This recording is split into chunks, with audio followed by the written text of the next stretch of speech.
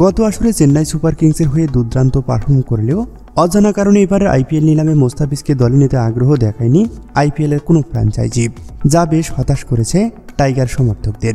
কিছুদিন পরেই শুরু হচ্ছে ঢাকা প্রিমিয়ার লিগ, কিন্তু সেখানে কোনো দলে নাম লেখাননি কাটার মাস্টার। কারণ হিসেবে জানা যায় তলে তলে মোস্তাফিজকে দলে পেতে যোগাযোগ শুরু করে দিয়েছে আইপিএলের 3-4টি দল।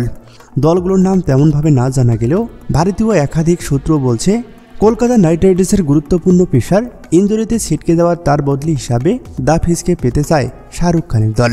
তবে শর্ত একটাই, খেলতে হবে পুরো আইপিএল, অর্থাৎ আইপিএল খেলতে পুরো সিজনের জন্য বিসিবির কাছে ছাড়পত্র নিতে হবে।